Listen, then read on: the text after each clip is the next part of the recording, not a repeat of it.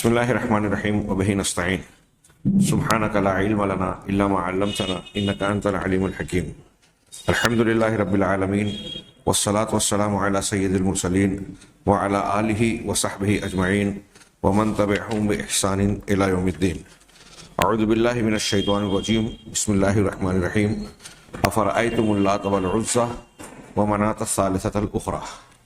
سامعین کرام، ہمارا درس جاری ہے جس کا موضوع تھا تبرک.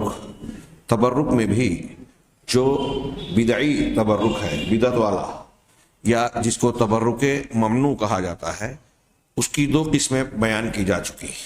تیسری قسم کے طور پر انہوں نے بطور عنوان ذکر کیا شیخ نورستانی حفظہ اللہ نے، النوع الثالث التبرک بالاماکن والاشیاء الفاضلہ بغیر ما ورد فیہا.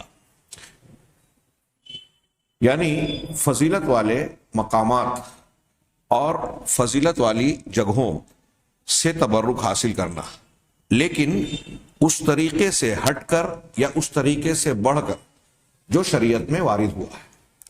میں نے اپنے الفاظ میں ترجمہ کیا یا مفہوم بیان کیا کہ شریعت میں جو تبرک کا، اس چیز ثابت شدہ چیز کے تبرک کا جو طریقہ اور جو عمل ثابت ہے، اس سے زائد، اس سے ہٹ کر کوئی دوسرا طریقہ اختیار کیا جائے، یعنی غلو اختیار کیا جائے، یہ بھی بدعت ہوگا، ناجائز ہوگا، غیر شرعی ہوگا. چنانچہ اس سمت میں تفصیلاً کہتے ہیں کہ بہت ساری شریعت کی نصوص، قرآن اور حدیث کی دلیلیں اس بات پر دلالت کرتی ہیں کہ بعض مقامات فضیلت والے ہیں، ان کی دیگر چیزوں کے مقابلے میں زیادہ برکت ہے، اس مقام کو ایک خاص حیثیت حاصل ہے. جیسے کعبۃ المشرفہ اور 3 مسجدیں، جس میں کعبہ یا بیت اللہ الحرام بھی ہے، مسجد اقصیٰ ہے، مسجد نبوی ہے. ان 3 مساجد کی جگہوں کی، مقامات کی دوسرے مقامات کے مقابلے میں فضیلت اور برکت ثابت ہے. یہاں دیگر مقامات کے مقابلے میں اجر و ثواب عبادت کا زیادہ ملتا ہے. وبعض الازمان، بعض مقامات اور جگہوں کے علاوہ شرعاً قرآن و حدیث میں کچھ خاص موقعوں اور دن و رات کے خاص اوقات کے سلسلے میں فضیلت وارد ہوئی ہے. جیسے کلیلۃ القدر، شب قدر، لیلۃ القدر کی فضیلت قرآن اور حدیث سے ثابت ہے. ویوم عرفہ، عرفہ کا دن، ذی الحجہ کی 9ویں تاریخ، جس تاریخ میں حج کا سب سے اہم رکن عرفہ کا وقوف حجاج کرام انجام دیتے ہیں، ادا کرتے ہیں. چنانچہ اس دن کی فضیلت، اس دن کے روزے کی فضیلت حدیثوں سے ثابت ہے. اسی طریقے سے وبعض الاشیاء الاخرى، اور بعض کچھ اور چیزوں کی، جیسے حجر اسود وغیرہ کا تذکرہ گزرا، ایسے کچھ چیزوں کی فضیلت قرآن و حدیث سے ثابت ہے، ان کی برکت ثابت ہے.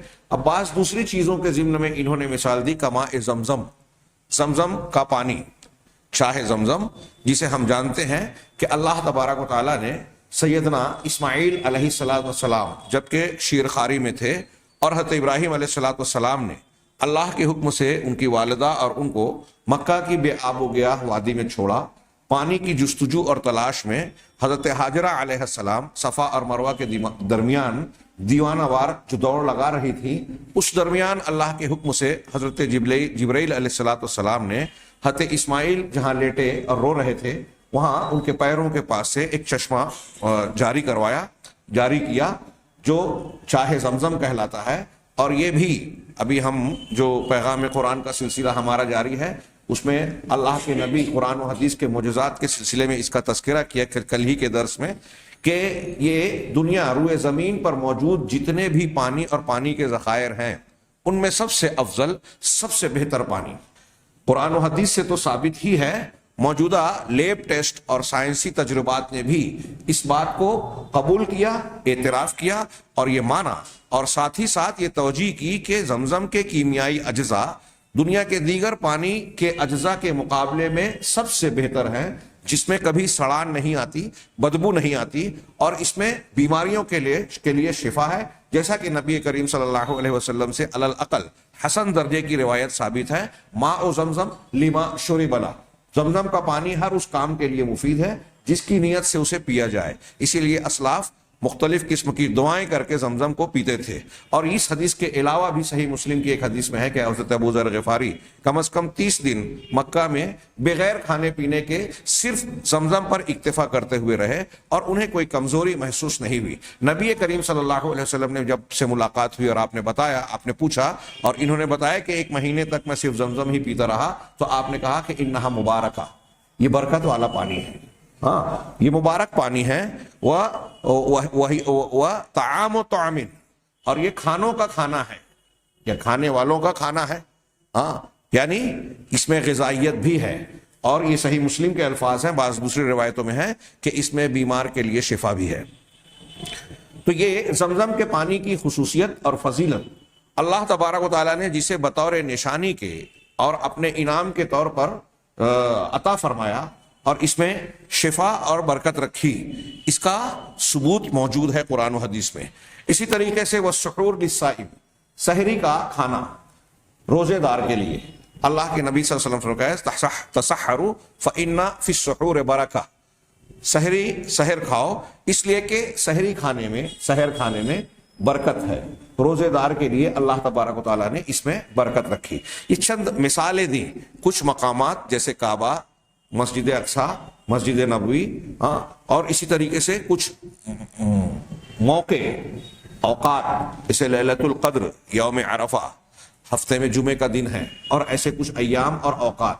جمعہ کے دن ایک ساعت ہے جسے مخفی رکھا گیا، جس میں اللہ کے نبی صلی اللہ علیہ وسلم نے فرمایا کہ اس میں اگر کوئی دعا کی جائے تو اللہ کے یہاں مقبول ہوتی ہے، قبول کی جاتی ہے۔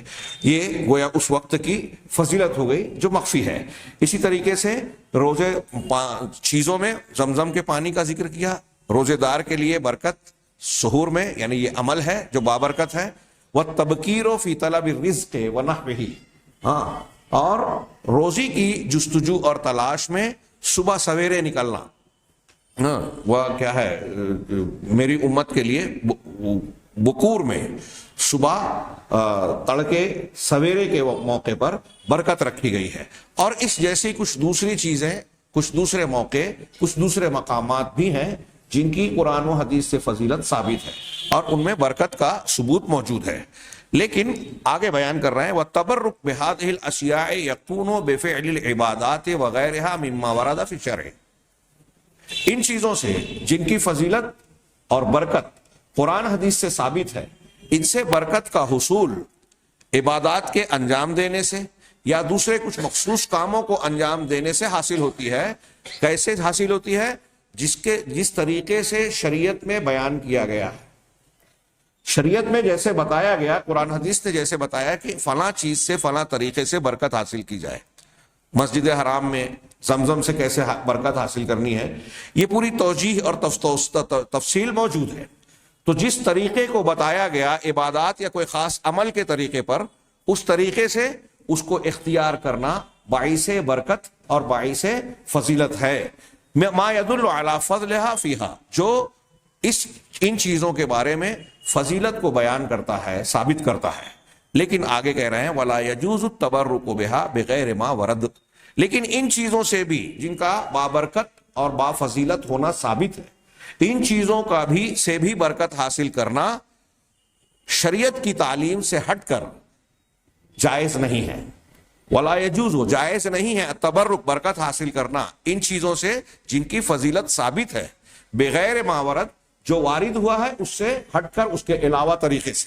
یہ لفظی ترجمہ میں نے کیا بعد میں آخر میں، کہ جو قرآن و حدیث میں ہے کہ ان چیزوں سے برکت حاصل کی جائے، تو قرآن و حدیث نے جیسے بتایا ہے اور جتنا بتایا ہے اسی پر اکتفا کیا جائے، اس سے ہٹ کر کوئی اپنے طریقے سے خود ساختہ طور پر کوئی طریقہ ایجاد کر لیا جائے، یا جتنا بتایا گیا ہے اس میں کوئی مبالغہ، غلو اور زیادتی کی جائے، یہ دونوں طریقہ، دونوں حیثیت ناجائز ہوگی۔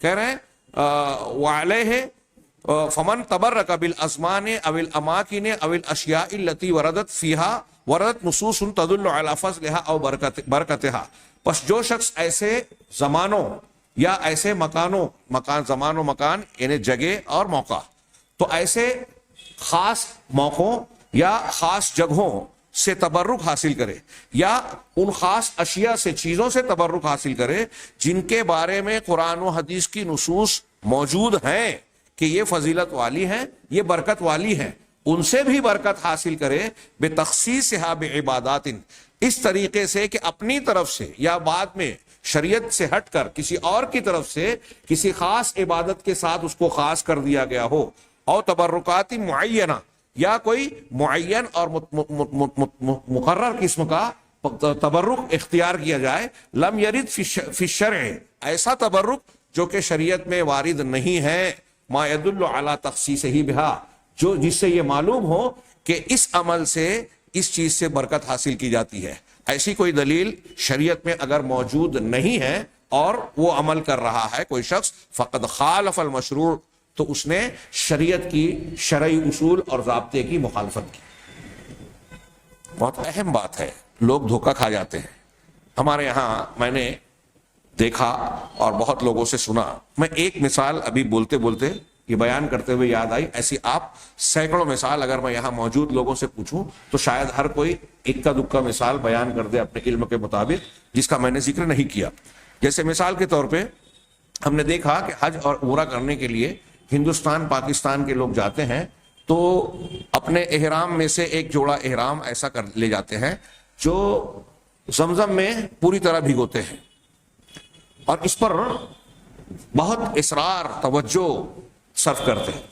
کیا مقصد؟ آپ ان سے پوچھیں تو بیان کریں گے کہ یہ ہمارے لیے بطور کفن استعمال ہوگا، یعنی کفن کے لیے استعمال کرنے کی خاطر زمزم میں ایک بھگویا ہوا کپڑا مستقل رکھا جاتا ہے، اور یہ بڑا عام سا معاملہ لگتا ہے، اتنا عام کہ میں ایسا سمجھتا ہوں کہ بہت سارے صحیح العقیدہ لوگ بھی اس بارے میں صحیح جانکاری نہیں رکھتے۔ اسی طرح میں نے یہاں دیکھا، اپنے شہر میں دیکھا، ہاں صحیح العقیدہ لوگ جو کہلاتے ہیں ان کے یہاں بھی میت کو دفن کرتے ہوئے اس کے چہرے پہ، بدن پہ یا کپڑے پر اور کفن پر زمزم ڈالا جاتا ہے۔ کیا یہ اس کا حکم یا ثبوت شریعت میں موجود ہے؟ زمزم برکت والا پانی ہے، اس میں شفا ہے، یہ کھانے والوں کے لیے کھانا ہے، غذائیت ہے، سب کچھ ثابت ہے یہ جو میں نے بیان کیا۔ لیکن میت کے کفن میں ڈالا جائے، اس کے چہرے پہ ڈالا جائے، یا زمزم میں بھگو کر کفن لایا جائے اور اس سے مردے کو جس کو کفنایا جا رہا ہے اس کفن سے اس سے فائدہ پہنچے گا، اس کا کوئی ثبوت ہے یا لوگوں نے اپنے ذہن سے یہ تیار کر لیا؟ ظاہر سی بات ہے اس کا کوئی ثبوت موجود نہیں ہے۔ تو یہ تبرک شرعی چیزوں سے حاصل کرنا ہے، لیکن غیر شرعی طریقے پر۔ اچھی طرح دماغ میں گھسائیں، شرعی چیز کے ذریعے، یعنی جس کی فضیلت ثابت ہے اس سے برکت حاصل کی جا رہی ہے۔ کیسے؟ جو غیر شرعی طریقہ ہے، خود ساختہ اور ایجاد کردہ ہے، جو ایجاد ہے دین میں وہ بدعت ہے۔ کلو محدثۃ بدعہ، دین میں ہر نئی ایجاد کردہ چیز بدعت ہے دین میں۔ اب ہمارے ہاں بدعت کا راستہ کھولنے والے کئی اپج پیدا کرتے ہیں کہ دیکھیے پنکھا، یہ مائک، لاؤڈ اسپیکر اور ایسی بہت ساری چیزیں، یہ جو چشمہ آپ پہنے ہوئے ہیں، ایسے بہت سارے، یہ موبائل کیا اللہ کے رسول کے زمانے میں تھا تو یہ بھی بدعت ہے کیا؟ اس کو بھی ناجائز کہو، گناہ کہو۔ انتہائی بھونڈی، غیر عقلی، سطحی بلکہ غیر شرعی بات ہے۔ دین میں بدعت کسے کہتے ہیں؟ جس کا تعلق دینی احکامات، عبادات اور اعمال صالحہ سے ہو۔ دنیا کا جہاں تک معاملہ ہے تو اس میں تو نئی نئی تحقیق کرنے، آگے بڑھنے، نئی نئی ایجاد کرنے کا قرآن و حدیث سے ثبوت موجود ہے۔ وَأَعِدُّوا لَهُم مَّا اسْتَطَعْتُم مِّن قُوَّةٍ، کیا ہے کہ جو کچھ دشمنوں کے لیے تم سے میسر ہو سکے، جتنی طاقت ہو اس کے لیے تیاری کرو، جتنی طاقت ہو سکے۔ اب نئی سے نئی چیز ایجاد ہو رہی ہے تو نیا نیا، جب اللہ کے رسول صلی اللہ علیہ وسلم نے غزوہ احزاب کے موقع پر دیکھا کہ 10,000 کا لشکر کفار و مشرکین کا آ رہا ہے اور مکہ کے لوگ 3,000 کے سے بھی زیادہ نہیں تھے لڑنے کے لائق، اتنی آبادی بھی، مدینہ کے لوگ، مدینہ میں اتنی آبادی بھی نہیں تھی عورتوں بچوں کو ملا کر بھی، اور جو لڑنے والے تھے وہ زیادہ سے زیادہ 3,000، جس میں منافقین بھی شامل ہیں۔ حضرت سلمان فارسی رضی اللہ تعالیٰ عنہ کے مشورے سے وہاں خندق کھودی گئی، مدینہ کے شمالی حصے میں، جس طرف سے لشکروں کے آنے کا امکان تھا اور آئے بھی۔ تو یہ اس وقت کے اعتبار سے نئی چیز تھی جو اللہ تبارک و تعالیٰ کی وحی کی بنیاد پر نہیں بلکہ مشورے کی بنیاد پر کھودی گئی۔ اس سے پتہ چلا کہ دنیاوی اعتبار سے اگر مسلمانوں کے انفرادی یا اجتماعی فوائد پر مشتمل کوئی نئی چیز ہے تو اس کو اختیار کرنا چاہیے، نئے سے نئے کی تحقیق میں رہنا چاہیے۔ یہ میں ایک دو دلیل دے رہا ہوں، ایسی بہت سی دلیلیں دے سکتے ہیں۔ دنیاوی اعتبار سے ترقی کی چیزوں کو اختیار کیا جائے، اور یہ بات دنیا کو مسلمانوں نے ہی بتائی۔ ایجادات کا راستہ، علم اور تحقیق کا راستہ، جہالت اور تقلید کی تائید اسلام نہیں کرتا۔ اسلام تحقیق و جستجو، دلیل اور سائنٹیفک مزاج دیتا ہے۔ خیر، تو میں یہ عرض کر رہا تھا کہ جو چیز شریعت میں جس کی فضیلت و برکت ثابت ہے، اس سے بھی برکت یا تبرک والا معاملہ اتنا ہی کیا جائے گا جتنا کہ شریعت سے ثابت ہے۔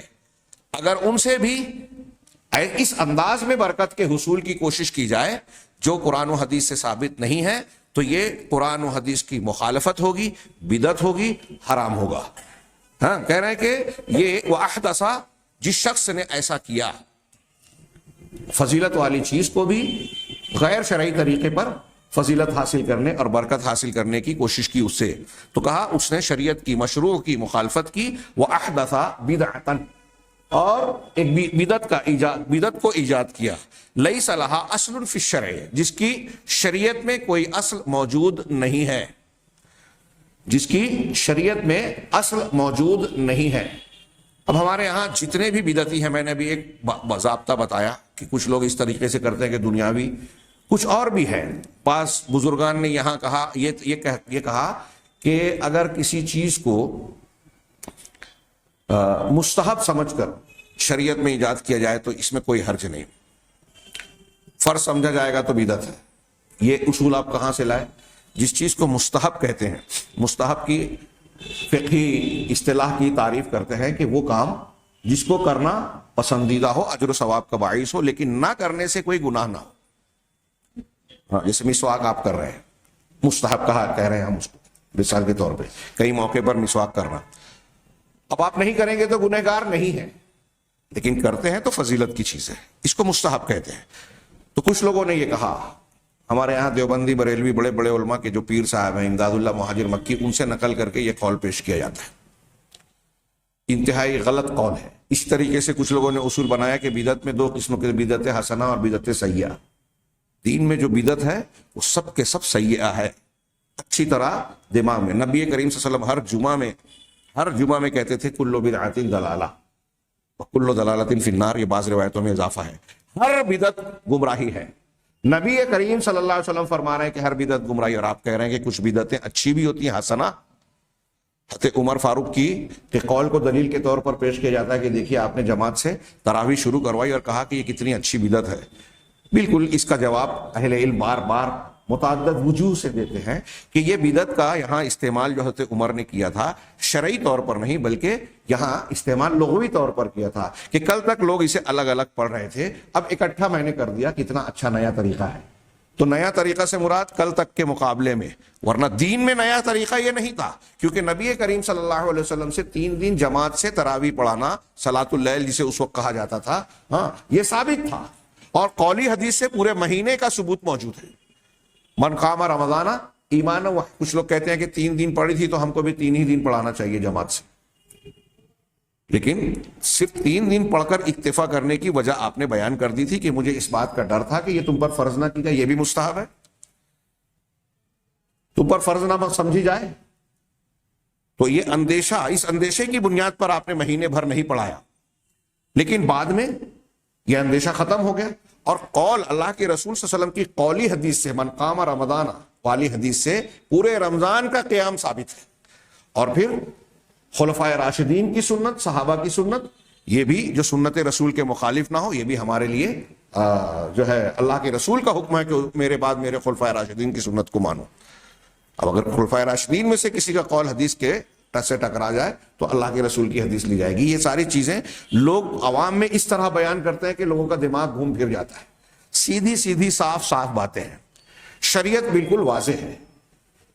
تو بہرحال یہاں بدعت، اگر کوئی شخص شریعت سے ثابت شدہ چیز کو غیر شرعی طریقے سے برکت حاصل کرنے کی کوشش کرتا ہے تو وہ بدعت ہوگی جس کی شریعت میں اصل اور بنیاد موجود نہیں ہے۔ وذالک، اور یہ اس طرح مثال کے طور پہ کمن یتبرک بجدران الکعبۃ بتقبیلها او مسحها، جن لوگوں نے حج اور عمرہ کیا ہے وہ اپنی کھلی آنکھوں سے روز یہ منظر دیکھ سکتے ہیں جس کا تذکرہ انہوں نے کہا، کیسے وہ شخص جو کہ کعبہ کی دیواروں کو چوم کر، بوسہ دے کر یا اسے چھو کر برکت حاصل کرنے کی کوشش کرتا ہے، اپنا پورا جسم لگانے کی، چھونے کی، چومنے کی کوشش کرتا ہے، اور یتمسح بمقام ابراہیم علیہ السلام، یا جو مقام ابراہیم کو چھوتا اور چومتا ہے، چومنے کی کوشش کرتا ہے۔ میں نے کہا جو لوگ گئے ہیں یا جو نہیں گئے ہیں وہ دیکھ سکتے ہیں، آج کل تو براہ راست جو ہے چینلز پر، ٹی وی چینلز پر اس کا جو ہے وہ مباشرتاً براہ راست جو ہے ریلے ہوتا ہے، آپ مناظر دیکھ سکتے ہیں، یا جو گئے ہیں ان سے پوچھ سکتے ہیں۔ وہاں ایسے افراد حکومت کی طرف سے کچھ علماء، طلباء مقرر ہوتے ہیں جو لوگوں کو منع کرتے رہتے ہیں، کیا حج ہذہ بدعہ، یہ بدعت ہے، یہ مت کرو، حرام ہے، ممنوع ہے۔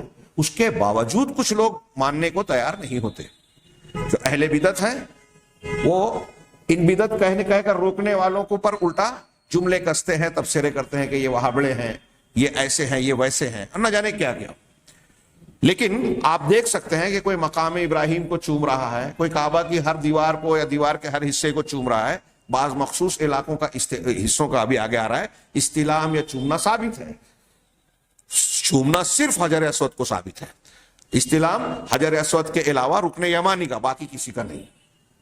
تو کہا کہ مقام ابراہیم کو چھونا، او بجدران المسجد الحرام او مسجد النبوی، ایک تو کعبہ کی دیواروں کو چھونا، دوسرے مسجد حرام، پوری مسجد کی دیواروں کو چھونا، چومنا، مس کرنا، یا مسجد نبوی کی دیواروں کو چھونا، فہذا کلہ محرم، یہ سب کے سب حرام ہے۔ وہو من البدع المحدثہ، اور یہ ایجاد کردہ بدعات میں سے ہے۔ وقد اتفق اصحاب النبی صلی اللہ علیہ وسلم وسلف هذه الامہ علی عدم مشروعیتہ، یہ ایک جملہ ایک انسان کو اس بات کو قبول کرنے کے لیے کافی ہونا چاہیے اگر وہ دلیلوں کو مانتا ہے، اگر وہ انصاف والا ہے، اگر واقعی وہ حق اور شریعت کی پابندی کرنا چاہتا ہے۔ تو یہ جملہ جو شیخ نورستانی نے کہا یہ بڑا جامع جملہ ہے، اور روئے زمین کی ہر بدعت کو آپ اس کے ذریعے سے رد کر سکتے ہیں اس جملے سے کہ اصحاب النبی، یہاں اس خاص چیز کے بارے میں کہا، یعنی ایک اصول کے طور پر اگر اسے اختیار کیا جائے، میں نے جو کہا کہ دنیا کی ہر بدعت کو رد کر سکتے ہیں، کہ نبی صلی اللہ علیہ وسلم کے تمام صحابہ اور اس امت کے سارے سلف ان چیزوں کی عدم مشروعیت، یعنی شریعت میں اس کی اجازت نہ ہونے پر تمام صحابہ اور سلف امت نے اتفاق کیا ہے۔ کعبہ کی دیواروں کو، مسجد حرام کی دیواروں کو چھونا، بوسہ دینا، مقام ابراہیم کو چھونا، بوسہ دینا، اور ایسے ہی دوسرے مقامات کو، یہ شریعت میں جائز نہیں ہے، اس کا کوئی ثبوت نہیں ہے، اس پر تمام صحابہ کرام متفق ہیں۔ اب جس چیز پر صحابہ کرام متفق ہیں وہ حق ہے یا باطل؟ قرآن حدیث کی دلیلوں سے سبھی اصولاً یہ مانتے ہیں کہ صحابہ جس پر متفق ہو جائیں وہی دین ہے، اور امام مالک کہتے ہیں جو صحابہ کے زمانے میں دین نہیں تھا وہ آج بھی دین نہیں ہے، قیامت تک وہ دین نہیں ہوگا، جو اس وقت دین تھا آج بھی وہی دین ہے۔ کتنی صاف سمپل بات ہے۔ لیکن پوری قبر پرست دنیا قرآن حدیث صحابہ کی عزت و تعظیم کا دعویٰ ایک طرف کرے گی، اور جو ثابت شدہ صاف متواتر بالکل واضح تعلیمات اسلام کی ہے اس کو چھوڑ کر کھینچ تان کریں گے، الٹی سیدھی دلیلیں، غیر ثابت شدہ واقعات، روایات پیش کر کے اپنی بدعات کو ثابت کرنے کی کوشش کرتے ہیں، اور ان دلیلوں پر کان دھرنے، غور کرنے کے لیے تیار ہی نہیں ہوتے۔ یہ ان کی، میں ایسا مانتا ہوں، ان کی بدقسمتی اور اللہ تبارک و تعالیٰ کی طرف سے ہدایت سے محرومی کی دلیل ہے کہ سورج کی روشنی کے ہوتے ہوئے وہ اندھیروں کو پسند کر رہے ہیں، اور اندھیروں کے رسیا ہیں، سورج کی روشنی کا انکار کرتے ہیں کہ نہیں، دراصل یہ دھوکہ ہے، حقیقت میں جو چھپا چھپایا گھر کے اندر کا اندھیرا ہے، اس اندھیرے کو جو اندر ہے ثابت کرنے کی کوشش کر رہے ہیں، اور جو کھلا ہوا سورج کی شعاعیں بکھیر رہی ہیں روشنی اور اجالا، اس کا انکار کرنے کی کوشش کر رہے ہیں۔ یہ قرآن حدیث کی دلیلیں بالکل واضح صاف ہیں، ماننے والے کے لیے قرآن و حدیث کے مستند علمی ذخائر میں، مصادر و مراجع میں یہ دلائل چمک رہے ہیں. آگے یہ دلائل انہوں نے بیان کیے. تو بہرحال میں یہ عرض کر رہا تھا کہ نبی کریم صلی اللہ علیہ وسلم کے اصحاب کے یہاں اس کی عدم مشروعیت متفق علیہ ہے. اگر یہ چیز شریعت میں جائز ہوتی تو صحابہ کرام ضرور کرتے. وہ ہر نیکی، ہر خیر، دین کے ہر اجر و ثواب والے کام میں زیادہ آگے بڑھنے والے اور اپنے بعد والوں سے زیادہ سبقت کرنے والے تھے. انہوں نے یہ نہیں کیا. یہ اس بات کی دلیل ہے کہ یہ دین نہیں ہے. اب آپ حسنہ بولیں، اپنے عقل سے بولیں کہ یہ چیز بہت اچھی ہے تو کر لیں گے. یہ ایسے ہی ہے کہ اب کوئی یہ کہے آ جا کے کہ اللہ تعالیٰ کو سجدہ بہت پسند ہے، تو کیا ایک رکعت میں 2 سجدے ہوتے ہیں، کوئی 3-4 کرنے لگے کہ اللہ کو بہت پسند ہے تو یہ چیز شریعت میں جائز ہو جائے گی؟ چلتا پھرتا مجھے یقین ہے کہ مفتیان کرام اور علماء کرام سے پہلے ایک عام آدمی بھی، عام مسلمان بھی بول دے گا کہ نہیں، یہ کیسے جائز ہوگا. جب نبی کریم صلی اللہ علیہ وسلم نے ایک رکعت میں 2 ہی سجدہ بتایا ہے تو ہم 3-4 نہیں کر سکتے. بس یہ ایسا ہی ہے کہ تبرک کا معاملہ، شریعت کے دیگر احکامات، خاص طور سے عبادات اور عقائد کا معاملہ بھی ایسا ہی ہے کہ قرآن اور حدیث نے، نبی پاک صلی اللہ علیہ وسلم نے جتنا بتایا اتنا ہی کیا جائے. یہ اعمال، زمزم کو قبر میں ڈالنا، کفن کو دھونا، دیوار کعبہ کو چھونا، مقام ابراہیم کو بوسہ دینا، چھونا، یہ چیزیں بھی ثابت نہیں ہیں. لہذا جتنا نبی نے بتایا اتنا ہی کیا جائے. آگے کہہ رہے ہیں کہ وَمِثْلُهُ، اسی کے جیسا عمل یہ بھی ہے کہ أَن يُتَبَرَّكَ بِأَحْجَارٍ أَوْ تُرَابِ شَيْءٍ مِنَ الْمَوَاضِعِ الْفَاضِلَةِ بِالتَّمَرُّغِ عَلَيْهِ أَوْ بِجَمْعِهِ وَالْاِحْتِفَاظِ بِهِ. کہہ رہے ہیں کہ اسی کے جیسا یہ عمل بھی ہے کہ یہ جو خاص فضیلت والے مقامات ہیں، جیسے حرم، بیت اللہ یا مسجد نبوی اور مدینہ کے یہ خاص مقامات، یا مسجد اقصی مثال کے طور پہ، یہ فضیلت والے مقامات ہیں. ان مقامات کے کچھ پتھروں یا مٹی کو جو ہے بابرکت سمجھا جائے اور آدمی وہاں جا کر لوٹ پوٹ کر لے، بھی تمرغ علیہ، کہ یہ برکت والی مٹی ہے، اس میں ہم لوٹ لیں یا اس کی مٹی کو اپنے بدن پر رگڑ لیں، یا او بجمعہ والاحتفاظ بھی، یا اس مٹی کو جمع کر کے اپنے پاس محفوظ رکھیں. کچھ لوگ مٹی کو جمع کرتے ہیں، محفوظ رکھتے ہیں. بعض لوگ تو اس قسم کی چیزوں سے تعویذ بناتے ہیں. اب یہ تو ان چیزوں کی بات ہو رہی ہے جو ثابت ہے، جس کی فضیلت. میں مکہ کی، بیت اللہ الحرام، مسجد نبوی، مسجد اقصی کی بات کر رہا ہوں. وہ عرفہ کا میدان ہو، مینا کا میدان ہو، خاص دنوں میں ان کی بھی فضیلت ہے، ان جگہوں کی بھی. ان کے بارے میں کہہ رہے ہیں کہ یہاں کی مٹی کو برکت والا سمجھ کے اس میں لوٹ پوٹ کر جانا، اس سے بدن کو رگڑنا، اس کو جمع کر کے رکھنا، اس کے اندر کوئی خاص فضیلت اور برکت سمجھ کر لے کے آنا، یہ جائز نہیں ہے. کہہ رہے ہیں کہ یہ بھی بدعت ہے. یہ تو ثابت شدہ چیزوں کی. آج ہمارے یہاں ہندوستان، پاکستان میں ایک شخص کچرا اٹھا کے لاتا ہے کہیں سے اور کہتا ہے کہ یہ بغداد کی شیخ عبد القادر جیلانی کی قبر کی جھاڑن ہے. تو لوگ ہزاروں روپیہ میں چٹکی بھر کچرا خریدتے ہیں کہ اس قبر کی مٹی ہے یا کچرا ہے تو اس کی بڑی فضیلت ہوگی. فلاں اجمیر شریف یا فلاں شریف اور فلاں شریف، کچھ لوگ غلاف کعبہ کو جو ہے اگر اس کا کہیں ٹکڑا مل جائے تو اس کو بہت سنبھال کر یا برکت والا باعث سمجھ کر اپنے گھروں میں رکھتے ہیں کہ اس کی موجودگی سے ہم کو برکت، فضیلت، اجر و ثواب حاصل ہوگا. اور پھر اپنے ذہن میں جو بھی وہ تراشتے، اور جو پیچھے غلو کی شکلیں گزری تصویروں وغیرہ کی، اب انسانی تصویر نہ بنائے. کچھ لوگ نالین کی تصویر، کعبہ کی تصویر. آج مسلمانوں کے گھروں میں آپ دیکھیں گے کہ بہت سارے یہاں غیر مسلموں کی طرح کعبہ کی تصویر، قرآن کی کچھ آیات اور کچھ اس طرح کے توغرے لگائے جاتے ہیں. کچھ لوگ سوال کرتے ہیں کہ یہ کیسا ہے. علماء اسلام کا، اہل علم کا یہ جواب ہے اس سلسلے میں کہ یہ بھی اگر فضیلت کا عمل ہوتا، شریعت کے اعتبار سے برکت کا باعث ہوتا، تو صحابہ کرام اور سلف میں اس کا رواج ضرور ہوتا. اللہ کے نبی صلی اللہ علیہ وسلم کی روایات یا تعلیمات میں اس کا اشارہ یا تعلیم ضرور موجود ہوتی. لیکن ایسی کوئی تعلیم جناب محمد رسول اللہ صلی اللہ علیہ وسلم نے نہیں دی. ظاہر سی بات ہے کہ اللہ کے دین میں اللہ تعالیٰ کوئی چیز بھولا نہیں ہے. آپ نے نہیں دی، صحابہ نے اس پر عمل نہیں کیا، لہٰذا یہ کوئی شرعی عمل نہیں ہے. اگر کوئی دینی کسی اعتقاد کی بنیاد پر اس قسم کی چیزیں لٹکا رہا ہے دین سمجھ کر، اجر و ثواب اور برکت کا باعث سمجھ کر، تو یہ بدعت ہے۔ تو پیچھے تو روافظ نے لی خمسۃ، کیا ایک شعر تھا کہ میرے پاس 5 ایسے لوگ ہیں جن کے ذریعے سے کیا ہے میں وبا کو دفع کرتا ہوں۔ ہاں، حسن حسین، کیا علی فاطمہ ان کے دونوں بیٹے، ہاں نبی علی فاطمہ اور ان کے دونوں بیٹے، یہ شعر کا مفہوم ہے، ترجمہ ہے۔ آج بھی ہمارے شہر میں مالیگاؤں میں بھی بہت سے گھروں پہ لگا ہوگا، اور یہ کہہ دیا جاتا ہے کہ یہ لٹکا دیا تو اب اس سے انشاءاللہ طاعون کی اور فلاں چیز کی بیماری نہیں آئے گی۔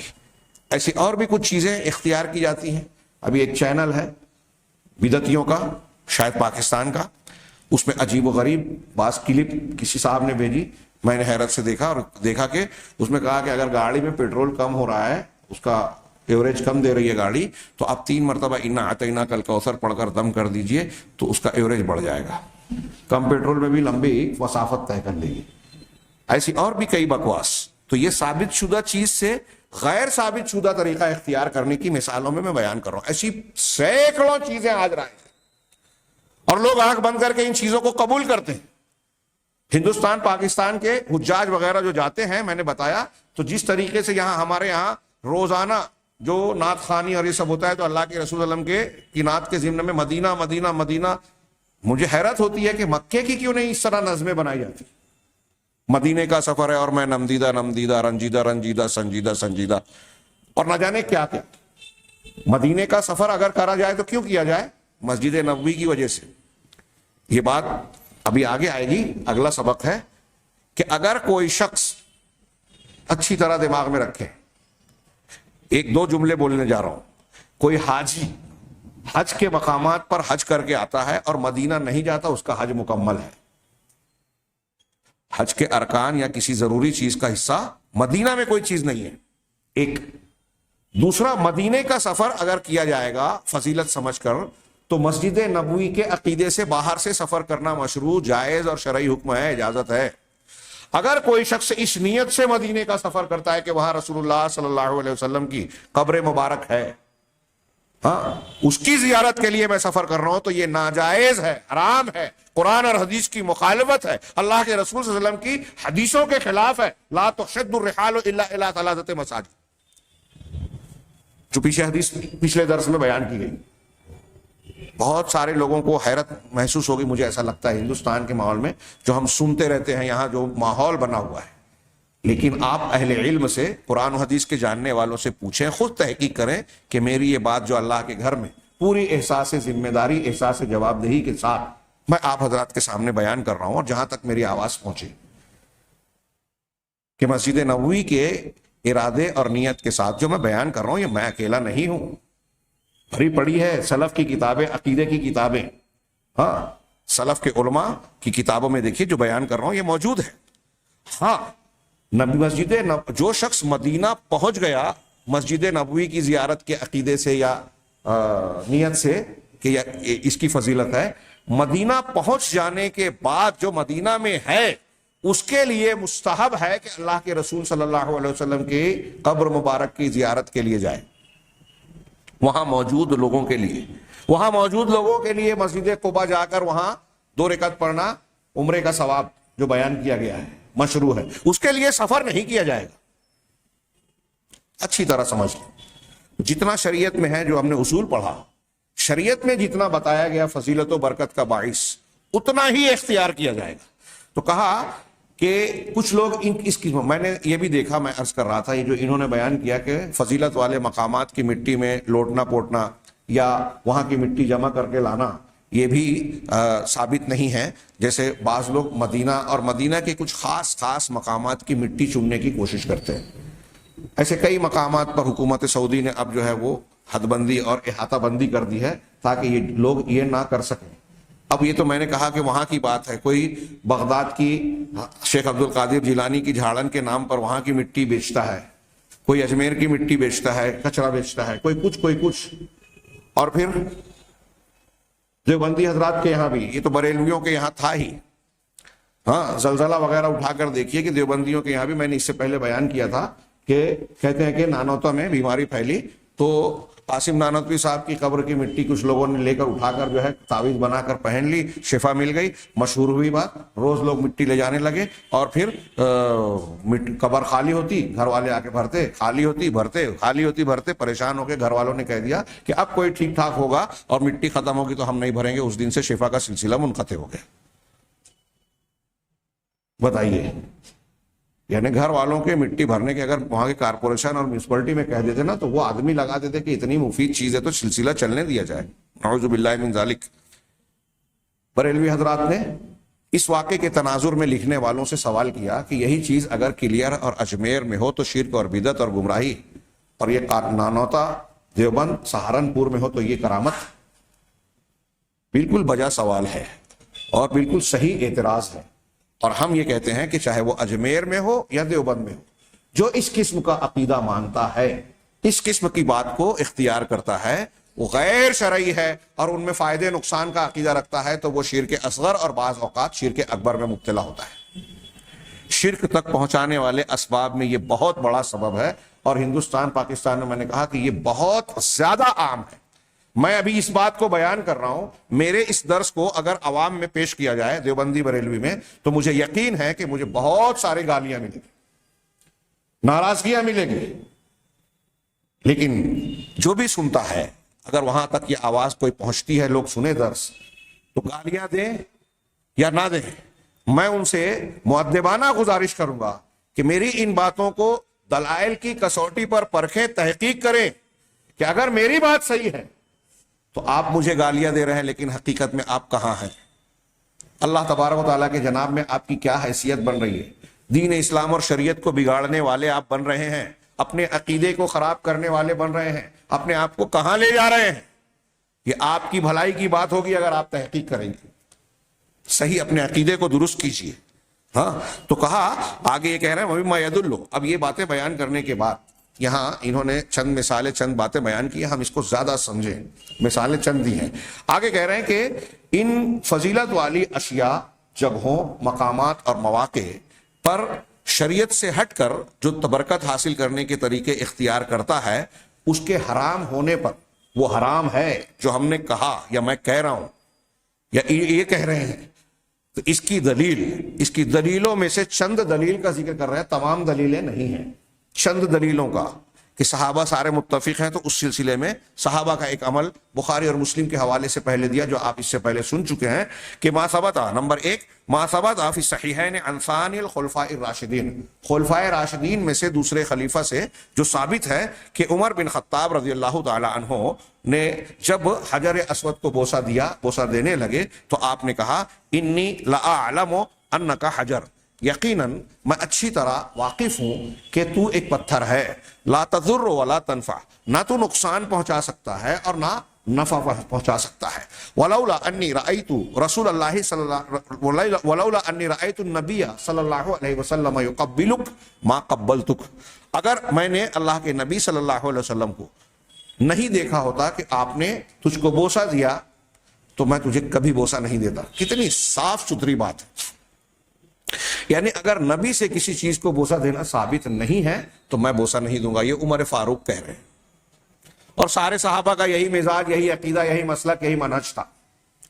اب اگر حجر اسود کے علاوہ کوئی برکت سمجھ کر تبرک کے اعتبار سے کسی اور چیز کو, کسی انسان کو, کسی شخصیت کو, کسی درخت کو, کسی دیوار کو, کسی کپڑے کو اور کسی مقام کو چومتا ہے, تو وہ حضرت عمر فاروق کے مسلک پر نہیں ہے, صحابہ کے طریقے پر نہیں ہے, اور جو صحابہ کے طریقے پر نہیں ہے وہ اللہ کے بتائے ہوئے طریقے پر نہیں ہے. کیونکہ قرآن میں اللہ تعالیٰ نے صحابہ کے طریقے کی تائید کی ہے. فَإِنْ آمَنُوا بِمِثْلِ مَا آمَنْتُمْ بِهِ فَقَدْ اهْتَدَوْا, اگر لوگ بھی اسی طرح ایمان لے آئے جیسے تم, یعنی صحابہ, پہلے مخاطب صحابہ ہیں, جیسے تم ایمان لائے تو وہ ہدایت یاب ہوں گے. اس کا مطلب لوگ اگر ویسے ایمان نہیں لاتے جیسے صحابہ لائے تو ہدایت والے نہیں ہیں. وَمَن يُشَاقِقِ الرَّسُولَ مِن بَعْدِ مَا تَبَيَّنَ لَهُ الْهُدَىٰ وَيَتَّبِعْ غَيْرَ سَبِيلِ الْمُؤْمِنِينَ نُوَلِّهِ مَا تَوَلَّىٰ وَنُصْلِهِ جَهَنَّمَ وَسَاءَتْ مَصِيرًا. سورہ نساء آیت نمبر 115, کہ جو شخص رسول کی مخالفت کرتا ہے ہدایت کے واضح ہو جانے کے بعد اور مومنوں کے راستے کے علاوہ دوسرے راستے پر چلتا ہے. امام شافعی اور دوسرے بہت سارے ائمہ علماء سلف نے کہا کہ جس وقت قرآن کی آیت نازل ہوئی اور جس وقت اللہ تعالیٰ المومنین کہہ رہا ہے اس وقت تو روئے زمین پر مومنین کی شکل میں صحابہ کرام ہی تھے. تو وہ جو رسول کی ہدایت کے واضح ہو جانے کے بعد، قرآن حدیث کی تعلیمات کے آ جانے کے بعد نبی کی مخالفت کر رہا ہے، صحابہ کی مخالفت کر رہا ہے، صحابہ کے طریقے سے الگ راستے پہ چل رہا ہے، تو ہم اس کو اسی راستے پر چلنے دیں گے. نوَلِّهِ مَا تَوَلَّى وَنُصْلِهِ جہنم، اور اسے جہنم رسید کر دیں گے. وَسَاءَتْ مَصِيرًا، اور یہ بہت برا ٹھکانہ ہے. صحابہ کی مخالفت کرنے پر اللہ تعالیٰ نے یہ وعید سنائی کہ وہ جہنم کے راستے پر چل رہا ہے. بتائیے کیا وہ صحیح ہوگا؟ یہ حضرت عمر فاروق کہہ رہے ہیں کہ حجر اسود کو بھی بوسہ اس لیے دے رہا ہوں کہ نبی کی سنت ہے. اگر نبی سے ثابت نہیں تو حجر اسود کی لاکھ فضیلت سے ہی بوسہ نہیں دیں گے. اب مقام ابراہیم کی فضیلت ہے، کعبہ کی دیواروں کی فضیلت ہے، لیکن ان کو بوسہ دینا نبی سے ثابت نہیں ہے صلی اللہ علیہ وسلم، اس لیے ہم بوسہ نہیں دیں گے. کتنی پیاری، کتنی صاف ستھری بات ہے یہ حضرت عمر فاروق کا قول. وَإِذَا كَانَ هَذَا، آگے شیخ نورستانی فرماتے ہیں وَإِذَا كَانَ هَذَا فِي شَأْنِ الْحَجَرِ الْأَسْوَدِ الَّذِي هُوَ أَفْضَلُ الْكَعْبَةِ، یہ جب یہ بات حجر اسود کے معاملے میں حضرت عمر کہہ رہے ہیں جو کہ کعبہ میں سب سے افضل چیز ہے، کعبہ کے اندر موجود ساری چیزیں فضیلت والی، حجر اسود جنتی پتھر جس کی اتنی فضیلت ہے. فغیرہ، جب کعبہ کے حجر اسود کے بارے میں عمر فاروق یہ کہہ رہے ہیں فغیرہ من الاماکن والاشیاء الفاضلہ، فاضلۃ اولا، تو اس کے علاوہ جو فضیلت والے مقامات ہیں، فضیلت والی چیزیں اور اشیاء ہیں جن کی فضیلت قرآن و حدیث سے ثابت ہے، وہ بدرجہ اولا اس لائق ہیں کہ اگر نبی سے بوسہ دینا، چھونا چومنا ثابت نہیں ہے تو ہم بھی نہ کریں. فَيَتَعَبَّدُ الْمُسْلِمُ فِيهَا بِمَا وَرَدَ فِي الشَّرْعِ وَلَا يَزِيدُ عَلَيْهِ. چنانچہ نتیجہ کیا نکلا کہ ایک مسلمان ان فضیلت والی چیزوں کے بارے میں اتنی ہی عبادت کے عمل کو اختیار کرتا ہے یا اتنی ہی حد کو اختیار کرتا ہے عبادت میں جتنا کہ شریعت میں بتایا گیا ہے، اس سے آگے نہیں بڑھتا. ولا یزید علیہ، اس سے زیادتی نہیں کرتا، آگے نہیں بڑھتا. یہ نمبر ایک دلیل دی. نمبر دو، ما ثبت عن حبر الامہ و ترجمان القرآن ابن عم النبی صلی اللہ علیہ وسلم عبداللہ ابن عباس رضی اللہ عنہما، کہہ رہے ہیں کہ جو اس امت کے حبر الامہ اور ترجمان القرآن، جن کو نبی پاک صلی اللہ علیہ وسلم نے اللہم علمہ الکتاب وفقہہ فی الدین جیسی دعا دی تھی کہ ان کو قرآن کا علم دے، دین کی فہم دے، کہ ابن عم رسول اللہ صلی اللہ علیہ وسلم کے چچا زاد بھائی حضرت عبداللہ ابن عباس رضی اللہ عنہما، انہوں نے ان سے جو ثابت ہے کہ انہ انکر علی من استلم ارکان الکعبۃ الاربعہ، کہ آپ نے اس شخص پر انکار اور نکیر کی، ناراضگی کا اظہار کیا، روکا، منع کیا. کس شخص پر؟ جس نے کعبہ کی چاروں دیواروں، چاروں کونوں کا استعلام کیا. استعلام، اگر جیسے حجر اسود کو بوسہ دینا ہے تو بوسہ دے سکتا ہے آدمی، دے نہ دے سکے تو ہاتھ سے، سیدھے ہاتھ سے اشارہ کرے گا کہ استعلام ہے. تو حجر اسود کے لیے ہے استعلام، رکن یمانی کے لیے ہے، باقی چاروں دیواروں پر ایک شخص کر رہا تھا. تو حضرت ابن عباس رضی اللہ تعالیٰ عنہ نے اس پر انکار کیا، نکیر کی، اور کہا لأن النبی صلی اللہ علیہ وسلم لم یستلم الا الحجر الاسود والرکن الیمانی، اس لیے کہ نبی صلی اللہ علیہ وسلم نے، حضرت ابن عباس رضی اللہ تعالیٰ عنہ اس پر نکیر کر کے کیا کہا کہ نبی صلی اللہ علیہ وسلم نے استعلام کیا ہے تو صرف حجر اسود کا اور رکن یمانی کا، جو اس سے جب ہم طواف کرتے ہیں تو حجر اسود سے پہلے والا کونا آتا ہے. شروعات حجر اسود سے ہوتی ہے، پھر تیسرے نمبر پر جو کونا آتا ہے، اس رکن یمانی اور حجر اسود کے درمیان حاجی کے لیے جو دعائیں مشروع ہیں اس میں مستحب ہے کہ ربنا آتنا فی الدنیا حسنہ وفی الآخرۃ حسنہ وقنا عذاب النار پڑھے. باقی دوسرے مقامات پر جو دعا چاہے، جو اذکار چاہے، قرآن کی آیتوں کی تلاوت چاہے کر سکتا ہے. یہاں یہ بہتر بتایا گیا ہے، ضروری نہیں ہے لیکن بہتر اور مستحب ہے ربنا آتنا. بہرحال اللہ کے نبی صلی اللہ علیہ وسلم سے یہ دو ثابت ہیں. یہ روایت جو حضرت ابن عباس کی ہے یہ صحیح بخاری کتاب الحج میں ہے. اسی طرح امام احمد نے قدر طویل روایت کے طور پر قصے کے ساتھ میں اس حدیث کو نقل کیا ہے، صحیح بخاری میں بھی ہے. یہ دوسری دلیل دی انہوں نے کہ دیکھیے، اب سوچئے تھوڑی دیر کے لیے کہ کعبہ کی تو ساری دیواریں تبرک والی، برکت والی ہیں، فضیلت ثابت ہے، لیکن اس کے دو کونوں سے متعلق استعلام ثابت ہے، دو کے متعلق ثابت نہیں ہے. حضرت ابن عباس صحابی رسول نے دیکھا کہ ایک شخص جو ہے چاروں کونوں کو استعلام کر رہا ہے، تو آپ نے اس کو منع کیا. کیوں منع کیا؟ کہ نبی صلی اللہ علیہ وسلم نے صرف ان دو کا کیا ہے، تیسرے چوتھے کا ہم نہیں کر سکتے. تو اس سے یہ مطلب نہیں ہوا کہ ہم اس کی بے عزتی کر رہے ہیں تیسرے اور چوتھے کی، نہیں. اگر تیسرے چوتھے کی کر رہے ہیں تو ہم شریعت کی بے عزتی کر رہے ہیں، رسول اللہ صلی اللہ علیہ وسلم کی بے عزتی کر رہے ہیں کہ آپ نے نہیں بتایا اور یہ بعد والوں کو معلوم ہو گیا. آپ کو یہ فضیلت کا عمل معلوم نہیں تھا، یا آپ نے شریعت کو پہنچانے میں بخیلی کی، چھپا لیا، یہ بعد والوں کو پتہ چلا. آپ اللہ کے رسول صلی اللہ علیہ وسلم پر یہ الزام دے رہے ہیں کیا کہ آپ نے کچھ چھپا لیا، بعد والے علماء کو پتہ چلا؟ جو ایسا کہے گا وہ اسلام سے خارج ہو جانے کا اس کا خطرہ ہوگا. نبی کریم صلی اللہ علیہ وسلم نے جو تعلیم دی وہ مکمل ہے، اور اس تعلیم میں جو چیز نہیں ہے ہم نہیں کر سکتے. چنانچہ تیسرے نمبر پر تیسری دلیل دی ما ثبت عن الصحابی الجلیل عبداللہ ابن زبیر رضی اللہ عنہ من الانکار علی من مسح مقام ابراہیم، کہ صحابی جلیل حضرت عبداللہ بن زبیر رضی اللہ تعالی عنہما، اللہ کے نبی صلی اللہ علیہ وسلم کی جو کہ کئی اعتبار سے رشتہ دار، حضرت عائشہ صدیقہ کے سگے بھانجے عبداللہ بن زبیر حواری امت کے بیٹے، شیر قسم کے صحابی عبداللہ بن زبیر رضی اللہ تعالی عنہما، من الانکار، جو آپ سے انکار کرنا ثابت ہے اس شخص پر جس نے مقام ابراہیم کو چھو کر، ہمارے یہاں بہت سارے لوگ کرتے ہیں، مقام ابراہیم کو تبرک کے اعتبار سے عقیدت کے ساتھ چھوا، تو حضرت عبداللہ بن زبیر نے اس کا رد کیا، منع کیا، انکار کیا. وقال لمن رآہ یمسح، اور جس کو مقام ابراہیم کو چھوتے ہوئے دیکھا حضرت عبداللہ بن زبیر نے، اس سے کہا کہ لم تؤمروا بہذا، تم کو اس چیز کا حکم نہیں دیا گیا ہے. وانما امرتم بالصلاۃ عنده، بلکہ تم کو مقام ابراہیم کے پاس نماز کا حکم دیا گیا ہے، چھونے کا، بوسہ دینے کا اس کا حکم نہیں دیا گیا، نماز کا حکم دیا گیا ہے. یعنی اشارہ قرآن کی اس آیت کی طرف ہے واتخذوا من مقام ابراہیم مصلی. طواف کرنے کے بعد اللہ کے رسول صلی اللہ علیہ وسلم سے بھی اس آیت پر عمل کرتے ہوئے 2 رکعت نماز طواف پڑھنا جو ہے وہ مقام ابراہیم کے پاس مشروع ہے. یہ الگ بات ہے کہ اگر بھیڑ بھاڑ ازدحام کی وجہ سے یہ ممکن نہ ہو تو کعبہ میں کہیں بھی پڑھ سکتے ہیں، لیکن یہ بہتر اور مسنون ہے. تو اس کا حکم دیا گیا ہے کہ آپ وہاں نماز پڑھیں، اس کا حکم نہیں دیا. کون کہہ رہا ہے؟ حضرت عبداللہ بن زبیر، کہ آپ کو یہ حکم نہیں دیا کہ آپ مقام ابراہیم کو چھوئیں. اب یہی بات آج حکومت سعودیہ کے مقرر افراد جب کہتے ہیں تو ہمارے یہاں لوگ مذاق اڑاتے ہیں، ان کی بات ماننے کے لیے تیار نہیں ہوتے.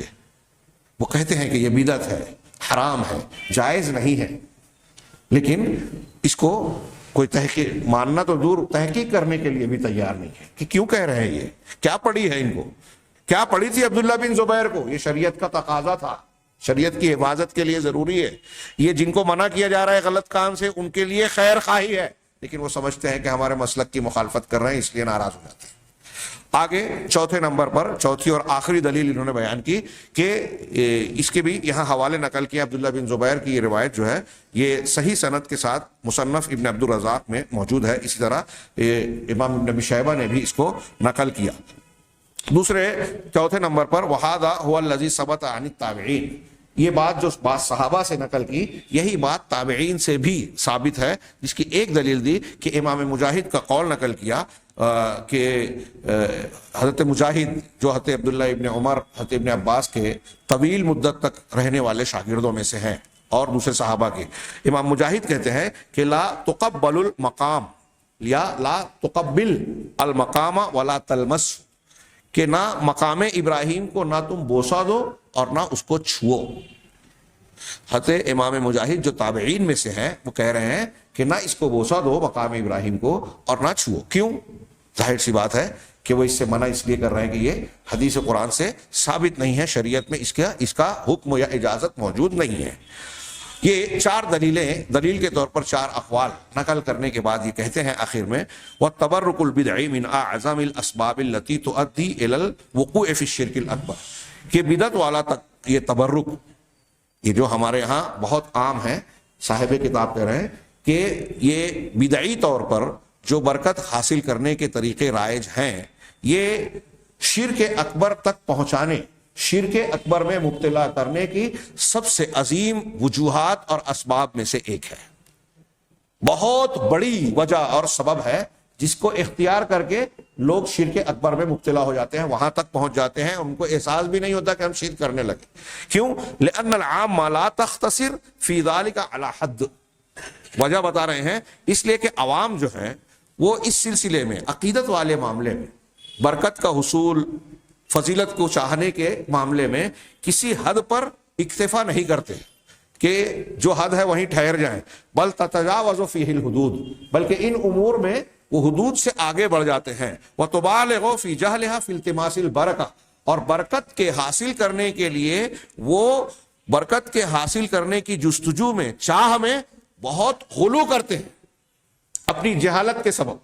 وتبالغ فی جہلھا، اور اس کے جہالت کے سلسلے میں غلو کرتے ہیں فی التماس البرکہ، برکت کی خواہش میں، چاہت میں. ہاں، حتی یداخلها المتبرک بہ تعظیم یخرج بہ عن الحد، یہاں تک کہ جس چیز سے برکت حاصل کی جاتی ہے وہ اس درجے کو پہنچ جاتی ہے ان کی نگاہ میں، ان کے عقیدے میں، ان کی فکر میں، جو کہ حد شرعی سے آگے بڑھا دیا جاتا ہے. وہ چیز جو فضیلت والی آلریڈی ہے، قرآن حدیث سے ثابت ہے، جب آپ اس میں راستہ کھول دیے کہ اپنے طور سے اس سے فضیلت حاصل کرو، قرآن حدیث سے، اللہ کے رسول صلی اللہ علیہ وسلم سے ثابت ہو یا نہ ہو، تو اب وہ اتنا آگے بڑھ جاتے ہیں کہ وہ متبرک چیز جس کو قرآن و حدیث نے فضیلت والا بنایا تھا، وہ اپنے مقام سے بڑھ جاتی ہے اور اس کو شرک میں مبتلا کر دیتی ہے. یہی حضرت عمر فاروق رضی اللہ تعالیٰ عنہ کا قول سامنے رکھیے کہ حضرت عمر کہہ رہے ہیں کہ میں جانتا ہوں تو پتھر ہے، تو نفع اور نقصان نہیں پہنچا سکتا. اب کوئی شخص حجر اسود کے سلسلے میں غلو کر کے یہ عقیدہ بنا لے کہ یہ پتھر نفع اور نقصان پہنچا سکتا ہے، تو یہ شرک ہو جائے گا.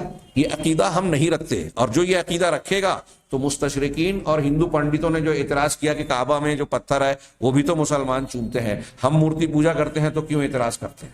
شبہات کے فتنے میں میں نے بتایا کہ بروکلمان ایک بہت بڑا مغربی مستشرق جو اعتدال پسند کہلاتا ہے، لیکن اپنا بغض اور عناد مختلف اپنی کتابوں میں مختلف مقامات پر جو ہے اسلام اور مسلمانوں کے خلاف بھڑکاتا ہے لوگوں کے دماغ کو خراب کرنے کے لیے. تو اس نے یہ بھی کہا کہ حجر اسود شاید کعبہ کا سب سے قدیم بت ہے جس کی لوگ پوجا کرتے تھے.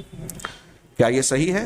کسی مسلمان سے پوچھیے. ایک پنڈت نے کہا، مولانا ثناء اللہ امرت سری نے اس پنڈت کا تفصیلی جواب دیا کہ کعبہ میں جو ہم کعبہ کی دیوار یا عمارت کا طواف کرتے ہیں یا حجر اسود کو چومتے ہیں، تو یہ اس لیے نہیں کہ اس کے اندر نفع نقصان یا اس کو خدائی اور جو آپ کے یہاں بھگوان وغیرہ کا تصور ہے اس طریقے پر، اس عقیدے پر، بلکہ اس لیے کرتے ہیں کہ یہ اللہ کا حکم ہے، رسول کا بتایا ہوا طریقہ. اور وہ بات حضرت عمر فاروق کے الفاظ میں کتنی کھل کے سامنے آتی ہے کہ ہم اس کو نفع نقصان کا مالک یا نفع اور نقصان پہنچانے والا نہیں سمجھتے. اگر کوئی سمجھ لے تو یہ شرک ہو جائے گا، اگرچہ اس کی فضیلت ثابت ہے لیکن اس کی اپنی حد ہے. تو خیر، آگے یہ کہہ رہے ہیں کہ یہاں تک کہ ایسی برکت والی چیز، اس بارے میں اگر کوئی شخص عوام کو ڈھیلا چھوڑ دیا جائے تو وہ کسی حد پر نہیں ٹھہرے گی اور غلو کرے گی اور اس کو الوہیت کا درجہ دے دے گی. فربما اعتقد فی المتبرک بہ ما لیس فیہ، کیونکہ بعض اوقات ایسا ہوتا ہے کہ جس چیز سے برکت حاصل کی جا رہی ہے، فضیلت والی اور برکت والی جو چیز ہے، اس کے بارے میں ایسی بات کا عقیدہ تراش لیا جاتا ہے، بنا لیا جاتا ہے جو حقیقت میں اس میں ہے نہیں، ثابت نہیں ہے. وحضرت تبرک ہوا اصل العبادہ، اور یہ برکت کا حصول، تبرک، اجر و ثواب کے حاصل ہونے کا عقیدہ، یہی تو عبادت کی اصل، جڑ اور بنیاد ہے. ہم اور آپ کوئی بھی عبادت کرتے ہیں تو کیا مقصود ہوتا ہے کہ اس سے اللہ خوش ہوگا، برکت دے گا، اجر و ثواب دے گا، عذاب سے بچائے گا. یہی تو عبادت کی اصل اور بنیاد ہے. جب آپ غلط طریقے سے اسی برکت کا عقیدہ اختیار کریں گے تو ہو سکتا ہے کہ آپ غیر اللہ کی یا متبرک چیز کی عبادت میں لگ جائیں اور شرک میں پڑ جائیں، آپ کو احساس بھی نہ ہو. اور آج ہم دیکھ رہے ہیں کہ ایسا ہی ہو رہا ہے. وَلِأَجْلِهِ قَطَعَ عُمَرُ الشَّجَرَةَ الَّتِي بُوِّعَ تَحْتَهَا النَّبِيُّ صلی اللہ علیہ وسلم. اسی وجہ سے حضرت عمر فاروق رضی اللہ تعالیٰ عنہ نے اس درخت کو کاٹ دیا جس کے نیچے نبی صلی اللہ علیہ وسلم کے ہاتھوں پر بیعت کی گئی تھی. اس روایت کے تعلق سے میں نے کچھ تفصیل اس سے پہلے بیان کی ہے. بعض لوگوں کو اس سے کلام ہے، لیکن کچھ لوگوں نے استدلال کیا ہے اور اسے قابل استدلال مانتے ہیں. اس کے علاوہ حضرت عمر فاروق وغیرہ سے اس قسم کے دوسرے اثر بالکل صحیح سند سے ثابت ہیں جس سے اس کی تائید ہوتی ہے. بل ھذا هو اصل عبادت الاوثان فی الامم الخالیہ، بلکہ کہہ رہے ہیں کہ یہ عبادت کی اصل تو تھی ہے ہی. یہ پچھلی امتوں میں جو بت پرستی کی ریت روایت پڑی، اس کی بنیاد اور جڑ یہی تبرک کا غلط عقیدہ ہے. اس کو اس کی بات کو کھول دینا، بے اصول اور بے پابندی نہ کرنا شرعی اصولوں کی، اسی بنیاد پر دنیا کے اندر شرک اور بت پرستیاں جاری ہوئیں، حسب ما ذکرہ اہل السیر، جیسا کہ اہل سیر نے، سیرت نگاروں نے بیان کیا ہے۔ یہ فضیلت والی چیزوں سے غلط ڈھنگ سے برکت حاصل کرنے والا چیپٹر یہاں پورا ہوا۔ آگے تیسرا اس موضوع کا آخری عنوان جو انہوں نے ثالثاً کہہ کے بیان کیا وہ ہے کہ قبروں کو بلند کرنا، اس کو چونا گچ کرنا، چونا وغیرہ لگانا، اس پر چراغاں کرنا، آج کل لائٹنگ ہوتی ہے، پہلے چراغ جلایا جاتا تھا ہندوؤں کی طرح، ہاں، وبناء الغرف، یا وہاں کمرے بنانا، یا ان پر مسجدیں، قبے وغیرہ بنانا، ہاں، وعبادت اللہ عندہا، یا اس قبر پر اللہ کی عبادت کرنا۔ یہ چند عناوین دیے، اور اس میں نبی کریم صلی اللہ علیہ وسلم کی قبر مبارک کا بھی تذکرہ ہے۔ یہ بہت بہت بہت اہم موضوع ہے جو انشاءاللہ ہم آئندہ ہفتہ پڑھیں گے۔ پچھلے ہفتہ درس کے اختتام پر کسی حاضرین میں سے ایک شخص نے مجھ سے سوال کیا کہ اگر قبر پر مسجد بنانا ممنوع ہے تو پھر آج مسجد نبوی کے ساتھ ساتھ نبی کریم صلی اللہ علیہ وسلم کی قبر مبارک، روضہ جو کہا جاتا ہے، وہ موجود ہے، تو اس کا کیا جواب دیا جائے، یا یہ کیا معاملہ ہے؟ تو اس سلسلے میں انشاءاللہ یہ مسجد نبوی سے اللہ کے رسول صلی اللہ علیہ وسلم کے قبر کا جو کمرہ ہے وہ الگ ہے۔ اللہ کے نبی صلی اللہ علیہ وسلم کے دور میں بھی، خلفائے راشدین اور صحابہ کے دور میں بھی وہ مسجد میں اس کی توسیع بھی کی گئی، تو قبر کی طرف یا آپ کے حجرے کی طرف نہیں کی گئی جس میں آپ کی قبر ہے۔ اس چیز کی، اس کا تفصیلی جواب انشاءاللہ آئندہ درس میں آج ہی چاہتا تھا، لیکن وقت زیادہ ہو گیا ہے، لہذا آج کا درس ہم یہیں اختتام پذیر کرتے ہیں۔ اگلے درس میں یہ عنوان اور اس ضمن میں یہ جو سوال کیا گیا ہے اس کا کسی قدر تفصیل سے انشاءاللہ جواب اور وضاحت کی جائے گی۔ اللہ تعالی ہمیں صحیح دین سمجھنے کی توفیق عطا فرمائے، اسی کو اختیار کرنے کی بھی توفیق دے، اور اس کی برکت سے دنیا اور آخرت میں ہر قسم کے فتنے اور پریشانیوں سے محفوظ رکھے۔ وآخر دعوانا ان الحمد للہ رب العالمین، وصلی اللہ علی نبینا محمد۔